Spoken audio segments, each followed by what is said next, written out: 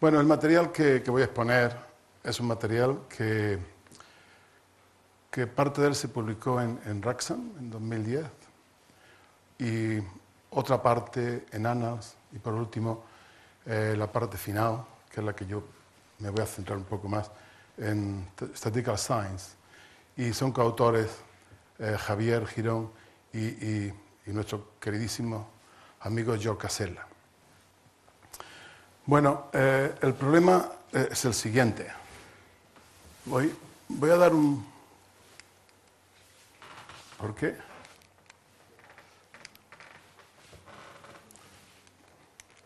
Hemos hecho todas las pruebas del mundo. Antes iba la mar de bien.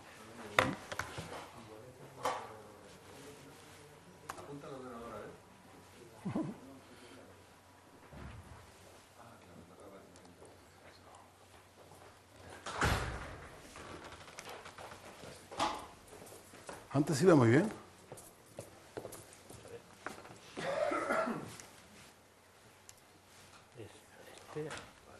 Sí, sí, sí. ¿Qué le ha hecho? Bueno, el tipo de problema que queremos resolver es el siguiente. Estos son datos sobre el nivel de PSA de unos determinados pacientes, ¿verdad?, que tienen un cáncer de próstata, y se trata de estudiar si, dadas estas covariables que los expertos consideran como determinantes de este nivel, se trata de determinar cuáles de ellas son realmente significativas, o realmente todas influyen para determinar ese nivel I. Bueno, pues con los datos que proporciona Stanmi, que son 97 datos, y estas 8 covariables, pues los métodos clásicos dicen que aquí hay que suprimir la número 7, el resto son influyentes. Un procedimiento clásico también, es decir, frecuentista, pero algo más moderno, que surgió en los años 90, pues dice que hay que suprimir la 7 y la 6, estas dos. Y con procedimientos bayesianos como los que yo voy a exponer aquí, pues parece que las variables influyentes son la 1, la 2 y la 5 solamente, el resto no lo son. De manera que este es el tipo de problema que se quiere resolver, solo que en algunos casos, en lugar de haber 8 regresores, pues puede haber muchísimos más. Y por esta razón, pues aparecen en el título la palabra modelos complejos. Bueno, pues esta es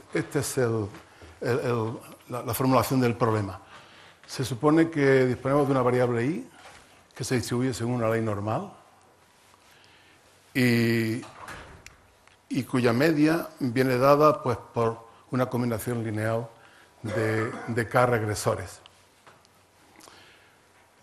De manera que el número de submodelos con J regresores de este modelo con K regresores, pues lo vamos a llamar M sub J. Y contiene exactamente K sobre J modelos. Perdón. ¿La I es binaria? ¿Perdón? ¿La I es binaria? No. Es una variable normal. Esto es en general. Esto es en general. Perdón. Es una variable que es normal, cuya media está X por B, ¿verdad? Entonces, la clase de todos los modelos se puede descomponer de esta forma. Podemos considerar un subconjunto de J regresores, de estos K, y a todos los modelos que tengan J regresores le llamamos M sub J. Hay de ellos K sobre J, ¿verdad?, que tendrán de dimensión J, que son los J parámetros de regresión que aparecen aquí, más la varianza del error.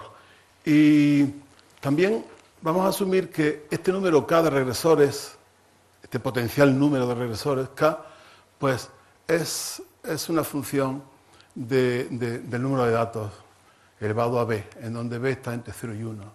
Si B es 0, quiere decir que esta K es constante, y si B es mayor que 0, pues quiere decir que el número de regresores crece con N de una forma más o menos rápida. La razón de considerar este caso es porque tanto en genómica como en clustering o change points o metaanálisis el número de parámetros de los modelos, la dimensión del modelo, crece con el número de datos, de manera que conviene estudiar este caso. ¿Y qué queremos hacer? Pues queremos reducir la dimensión del modelo completo. Ese es el problema.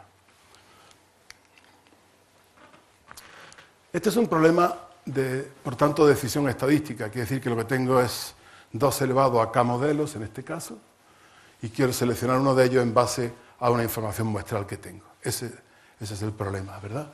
Un problema de decisión estadística.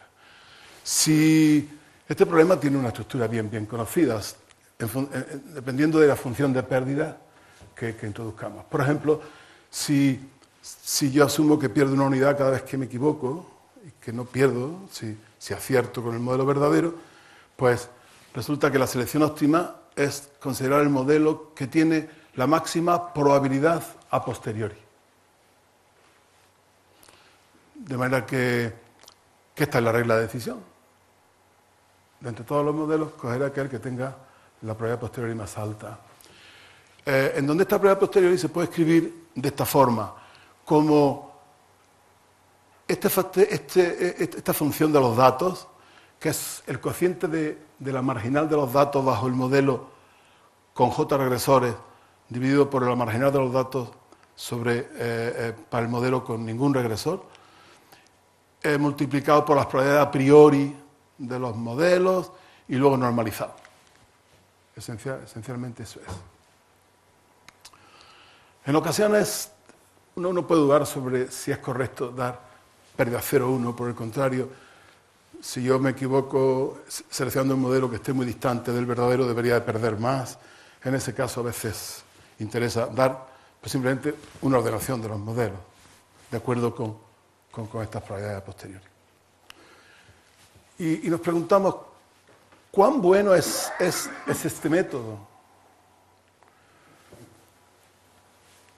Y la respuesta es, hombre, pues dependerá de qué distribuciones a priori consideremos. De manera que diseñar distribuciones a priori para espacios tan grandes, discretos tan grandes como estos, pues no es sencillo, no es intuición, hay que hacerlo un poco pues ensayo y prueba. Cuando concebimos una a priori que puede ser razonable, es una distribución sobre los modelos que tengo y voy al método y veo cómo funciona y si no doy marcha atrás. Esa puede ser una manera, ¿verdad? Y también la distribución, hace falta la distribución sobre los parámetros dentro de cada modelo. Bueno, mucha gente además opina, muchos estadísticos piensan que la estadística bayesiana no puede limitarse a generar reglas óptimas y quedarse ahí, sino que se debería de estudiar las propiedades muestrales de esta función, interpretar esto como una variable aleatoria, no considerar por un momento que estos datos son fijos, aunque la inferencia luego se haga condicional a los datos fijos, pero estudiar cómo se comporta esta función cuando esta variable i es realmente una variable aleatoria, es decir, estudiar las propiedades frecuentistas o muestrales de nuestros métodos. Posiblemente la propiedad más importante sea la de consistencia. Consistencia significa que si yo aumento el número de datos de un fenómeno, pues llega un momento en que no tengo incertidumbre sobre cuál es el modelo que está generando a esos datos. Eso es lo que dice el teorema central de la estadística, el teorema de Glibenko-Cantelli, que uno puede realmente confiar en que si tiene muchos datos, nuestra incertidumbre desaparecerá. Pues realmente a todos nuestros procedimientos estadísticos deberíamos de exigirle que fuesen consistentes.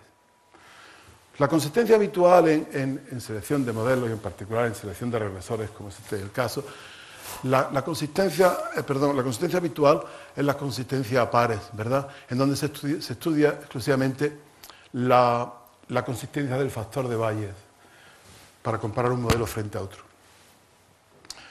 Y la consistencia significa que esta variable aleatoria va a cero en probabilidad cuando se muestrea del modelo nulo y va a infinito en probabilidad cuando se muestrea del modelo alternativo MJ. Pero sin embargo, en selección de regresores no comparamos solo dos modelos, sino que hay 2 elevado a k modelos. Por tanto, parece que la consistencia que deberíamos de exigir no es esta, sino es una consistencia un poco más exigente. Y esta es lo que se han llamado, lo que hemos llamado consistencia a posteriori.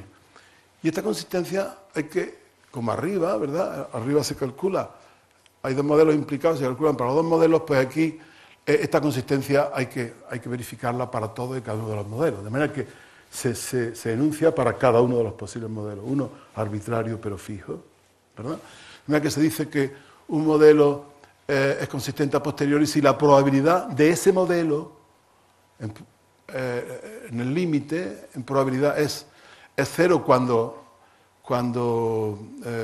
el modelo que se calcula no es él, y es 1 cuando el modelo, la probabilidad del verdadero va a 1.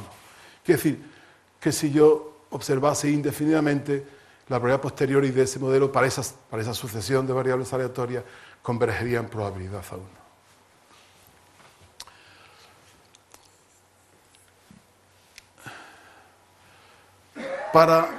Para K finito, la probabilidad a posteriori es equivalente a probar que esto se verifica. Si el límite de este cociente es 0, el módulo m de t, es decir, cuando se muestrea de este, y la convergencia en probabilidad respecto a este modelo, para todo j diferente de t.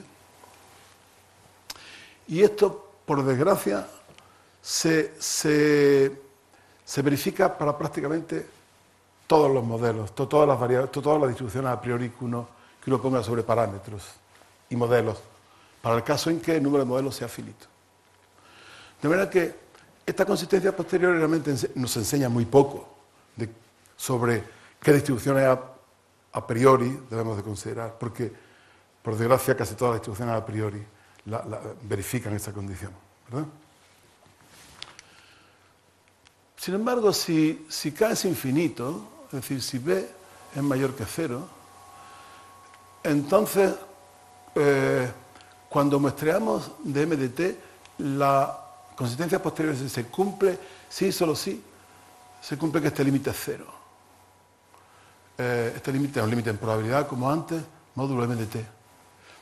Claro, para que esto sea 0, no solo tiene que ir a 0 cada una de estas componentes, sino que estos productos, este y este cociente, estos productos tienen que ir a 0, pues, no muy lentamente. Si va a 0 muy lentamente, seguramente esto no se cumplirá. Con lo cual, es posible que podamos obtener algún feedback, alguna información sobre cómo debemos diseñar nuestras distribuciones a priori para que esto se verifique.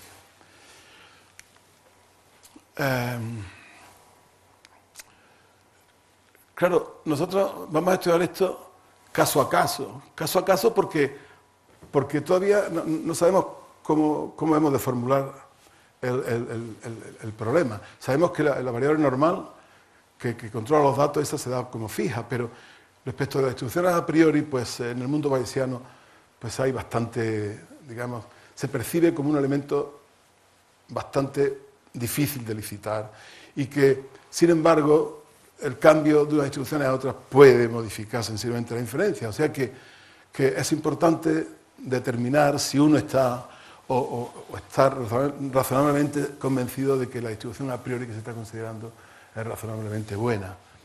De manera que lo que vamos a hacer es considerar unos cuantos candidatos, los que se utilizan para regresión, habitualmente, en econometría y ver si efectivamente estas distribuciones nos pueden servir para hacer selección de regresores en modelos complejos. Pues, en cuanto a distribuciones sobre los parámetros en cada modelo, pues vamos a considerar dos tipos de distribuciones. Una de las distribuciones intrínsecas, que aunque nacieron para justificar otra cosa, pues resulta que son unas distribuciones que se han probado enormemente interesantes en particular para selección de modelos. Y también dos versiones muy populares de las llamadas G-prior debidas a Sellner. Y como candidatos para la distribución a priori sobre los modelos, bueno, quizás me voy a decir que la estadística bayesiana pone distribuciones a priori allá donde hay incertidumbre. Pues pone distribuciones de probabilidad allá donde hay incertidumbre. Cuando cuando yo puedo observar los datos, pues a esas distribuciones de probabilidad se llaman distribuciones muestrales, y allá donde yo no puedo observar, porque, por ejemplo, yo no puedo observar un modelo, ni puedo observar unos parámetros, pues esas distribuciones se llaman distribuciones a priori, ¿verdad? Y no son, simplemente porque no son observables. Por eso los denotamos habitualmente con letras griegas, ¿verdad? Bueno, pues digo que como candidatos para mi otro parámetro incierto, aunque sea mi parámetro de interés, que son los modelos, pues vamos a considerar dos. Realmente son tres.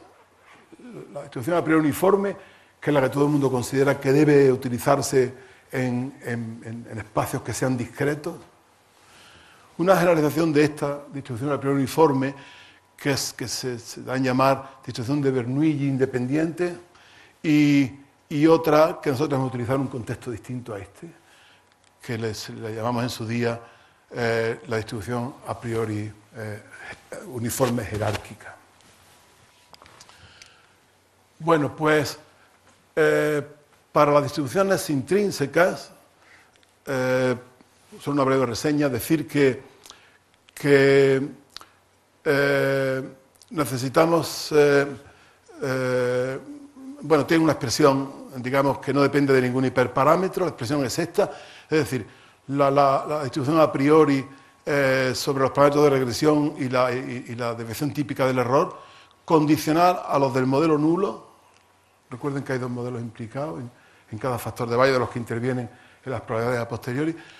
Pues viene dada por una ley normal, centrada aquí, y bueno, depende obviamente de las matrices de covarianza, de la matriz de regresión, perdón, y todo esto pues es, digamos, son parámetros que intervienen en los modelos muestrales, no hay ningún parámetro adicional que ajustar. O sea que los parámetros que aparecen aquí son los mismos parámetros muestrales, ¿verdad? Y para las desviaciones típicas del error, pues, esto es normal para los regresores, para los parámetros de regresión, y es una medio Cauchy positiva para la desviación típica del error. Bueno, verifica buenas propiedades en general, por ejemplo, pues no sé, para test de hipótesis, pues Savage exigió que cuando uno va a hacer un test de hipótesis uno debe concentrarse en torno a la hipótesis nula y no comparar modelos que sean muy diferentes. Esto se conseguía a base de poner distribuciones a priori que estén centradas en torno, ¿verdad? Esta lo verifica y además no tiene parámetros que ajustar.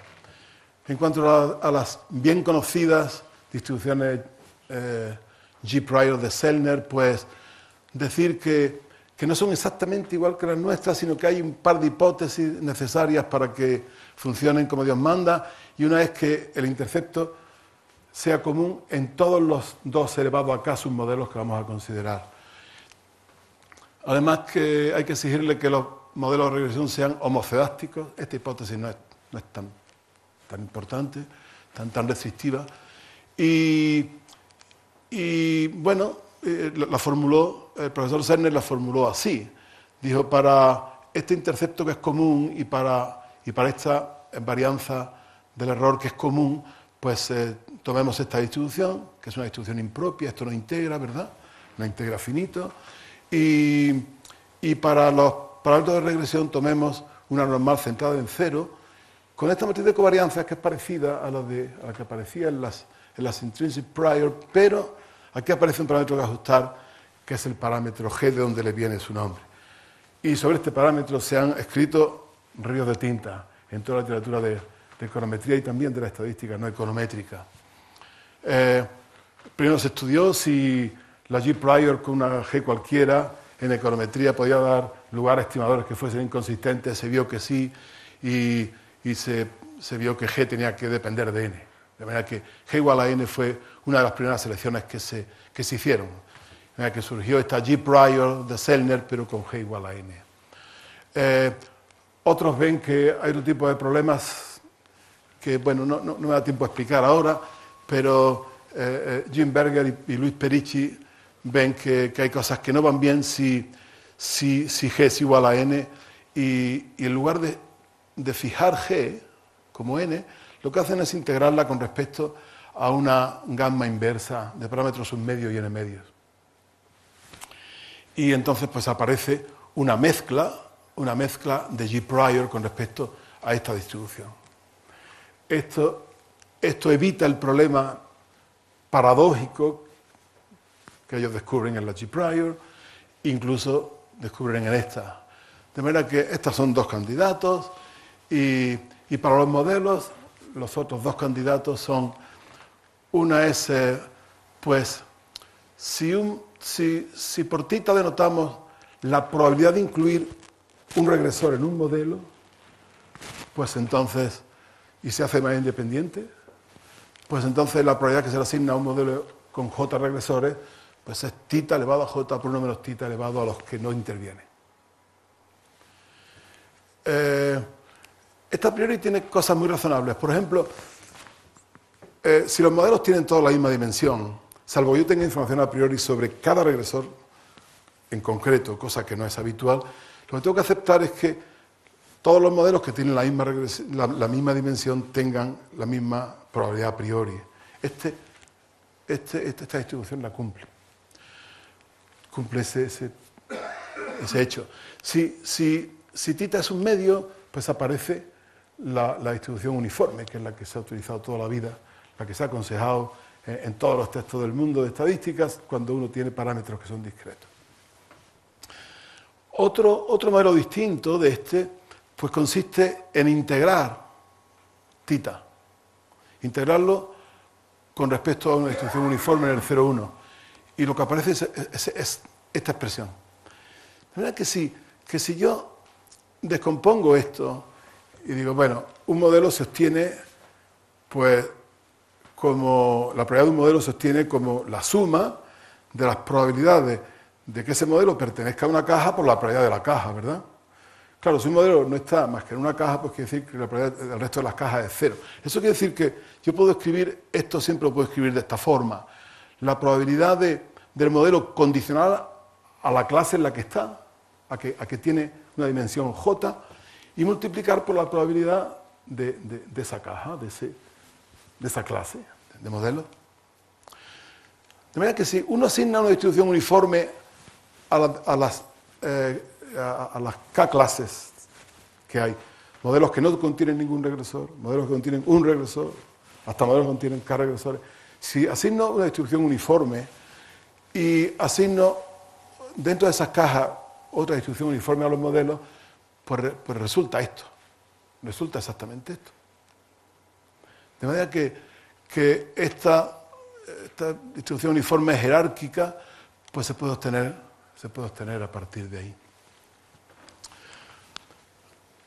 Los factores de Bayes para comparar el modelo con J regresores y el modelo con ningún regresor, pues tienen estas expresiones. Tanto el factor de Bayes para la mezcla de distribuciones de Sellner como el factor de Bayes para las intrínsecas, pues no tiene una expresión explícita, sino que este depende de una integral entre 0 infinito y entre 0 y pi medios. Bueno, esto no es un inconveniente muy serio y por métodos numéricos se resuelve y además podemos estudiar propiedades teóricas ahí sin. Lo importante en estos tres factores de Bayes, estos tres factores alternativos de Bayes para hacer selección de regresores, es que todos dependen de los datos a través de este estadístico, que lo hemos llamado con esta B sub J0, aquí aparece y aquí también aparece. O sea que digamos que todas dependen del estadístico suficiente para hacer inferencia, para hacer selección de regresores, y eso está bien. Y este estadístico no es otra cosa que el cociente de los residuos del modelo J y del modelo nulo. Para estudiar cómo se comportan esos factores de Bayes cuando n crece, asintóticamente, pues necesitamos conocer cuál es la distribución de este estadístico. Y por fortuna, pues la sabemos. Sabemos que cuando se muestrea de un cierto modelo m de t, que no tiene por qué coincidir ni con el J ni con el 0, o sea, modelo con J regresores o con ningún regresor, pues se sabe que este estadístico sigue una distribución beta descentrada doblemente, en donde estos son los parámetros naturales de la beta y estos son los parámetros de no centralidad. Esta es una distancia muy interesante que Javier estudió bien a fondo y que se publicó en Raxan hace mucho tiempo. Y es una distancia muy interesante y que nos permite hacer el análisis que les voy a mostrar ahora. Bueno, pues cuando muestreamos de un cierto modelo MT fijo, pues el factor de Bayes para la G prior con G igual a n se puede aproximar por esta expresión, donde estas deltas son el límite de la que expuse antes, ¿verdad? Estas deltas son el límite de las que expuse antes y cuyas propiedades las conocemos bastante bien. Esto para B menor que 1. Si B es 1, pues hay una pequeña variación. Aquí aparece un pequeño factor, ¿verdad? Un término de J partido por N, solo un término, y aquí aparece otro término menos J partido por N. Bueno, en estas la expresión es un poco más simple, ¿verdad? No aparece esa exponencial, pero digamos que esencialmente son muy parecidas. Aparece un n elevado a menos j medio en las tres, ¿verdad? Y luego aparece pues una función de la distancia entre los tres modelos que se están considerando. Una, el modelo verdadero MDT, otra, el modelo MJ que interviene en el factor de Bayes y el modelo M0 que interviene también en el factor de Bayes. Bueno, y este es el resumen de lo que sostiene cuando el modelo verdadero es el modelo M0. Este es el resumen de lo que sostiene. Para los tres factores de Bayes, si utilizamos la distribución independiente de Bernoulli, resulta que hay inconsistencia. Cuando B está entre 0 y 1,5 hay consistencia, pero cuando la tasa de crecimiento crece y se sitúa entre 1,5 y 1, entonces aparecen inconsistencias. Sin embargo, si en lugar de utilizar esta, utilizamos la jerárquica uniforme, pues resulta que cuando muestreamos del modelo nulo y utilizamos, y para cualquiera de estos tres factores de Bayes, hay consistencia en todos los casos, para B entre 0 y 1. De manera que ya podemos decir que, bueno, entre estas dos distribuciones a priori hay argumentos que favorecen a esta. Si mostramos de un modelo arbitrario pero fijo, MDT, pues entonces la situación es ligeramente distinta. Cuando utilizamos la de Bernoulli y todos los factores de Bayes, los tres factores de Bayes, pues resulta que para K finito hay consistencia. Siempre. Pero cuando K no es finito, sino que la tasa de crecimiento es O de n elevado a B, donde B está entre 0 y 1,5, pues aparece este es inconsistente, mientras que estos dos son consistentes. Pero cuando la tasa crece de 1,5 a 1, resulta que los tres factores de Bayes y esta distribución a priori sobre los modelos resulta una inferencia que es inconsistente en todos los casos. De manera que, bueno, esto nos animaba a seguir, viendo a ver qué podía pasar con este y deseando que se comportara bien. Y efectivamente, ocurre que con esta jerárquica uniforme, pues hay consistencia para K finito, por supuesto para los tres, pero hay inconsistencia. Este siempre es inconsistente, este factor de Bayes es inconsistente. Y sin embargo, estos dos factores de Bayes son consistentes. De manera que digamos, la recomendación es, oiga, para hacer selección de regresores, utilicen la jerárquica uniforme y o bien la mezcla de factores de Bayes o bien la intrinsic prior. Claro, alguien podría decir, no, oiga, ¿y de estas dos cuáles? ¿De estas dos cuáles? Pues, bueno, lo que hemos hecho ha sido un análisis para muestras pequeñas, pero un análisis también frecuentista. Es decir, puesto que nuestro método de decisión es, si yo comparo dos modelos, yo selecciono este modelo cuando tiene una probabilidad con respecto al otro mayor que un medio. De manera que la región de rechazo del modelo nulo, de este de aquí, pues es el conjunto de valores muestrales, porque esto depende de los datos, ¿verdad? El conjunto de puntos muestrales tales que esto se verifica, y análogamente para los otros. Entonces nos preguntamos, oiga, si estas son las regiones críticas para estos factores de Bayes, podemos descartarlo, desde luego, pero en fin, para estos dos factores de Bayes, ¿cómo son sus errores de tipo 1 y los errores de tipo 2? Es decir, ¿cuál es la probabilidad de cometer un error de tipo 1, quiero decir, y cuál es su potencia o probabilidad de cometer un error de tipo 2? Pues, bueno, pues podemos hacer cuentas exactas, porque conocemos las distribuciones de todo lo que hay por aquí debajo. Y resulta que para modelos que tengan una cantidad de regresores igual o sea, que el tamaño muestral sea 3 veces el número de regresores, ¿verdad? J. Pues resulta que esta figura no es... Pues esta es otra. Bueno, está bien. Bueno, resulta que el tamaño de tanto el verde y el rojo son la G igual a N y la de Sellner, pues resulta que tiene un tamaño muy pequeño. Es decir, que con muy pocos datos inmediatamente se rechaza, inmediatamente se acepta la hipótesis nula. La probabilidad de cometer un error de tipo 1 es casi cero. Eso quiere decir que hay una tendencia enorme a... Esos dos factores de Bayes tienen una enorme tendencia a aceptar la hipótesis nula. Y lo deberían de pagar con la potencia, evidentemente. Sin embargo, el intrínseco tiene un decrecimiento más suave. Cuando la muestra es pequeña, pues hay bastante incertidumbre, claro, y a medida que la muestra aumenta, la incertidumbre naturalmente desaparece. De manera que, si miramos la potencia, pues las funciones de potencia son así. Para n pequeños, ¿verdad? Pues la potencia de estos dos es mucho menor que la del intrínseco, ¿no?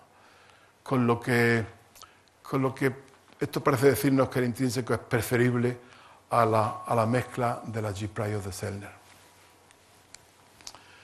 De manera que, a modo de conclusión, pues para la selección de regresores, para pequeñas muestras, la intrinsic prior parece que se debería preferir sobre la G prior y la G igual a N o la mezcla. Y para modelos complejos, esta a priori tiene un malísimo comportamiento, tiene un comportamiento asintótico muy pobre, y las otras dos tienen un comportamiento razonable, aunque parece que, por aquí se dice, la intrinsic prior es preferible. Y de entre estas dos, la uniforme, que es un caso particular de esta, pues es una distribución que no debería utilizarse cuando los modelos son complejos, porque el uniforme produce inconsistencia. Es un caso particular de la Bernoulli con θ igual a 1/2. De manera que el uniforme para espacios discretos sí, pero si los espacios discretos contienen muchos puntos, pues no. Y de luego es preferible utilizar la jerárquica uniforme. Bueno, pues yo creo que me pongo a disposición de ustedes para lo que quieran preguntar.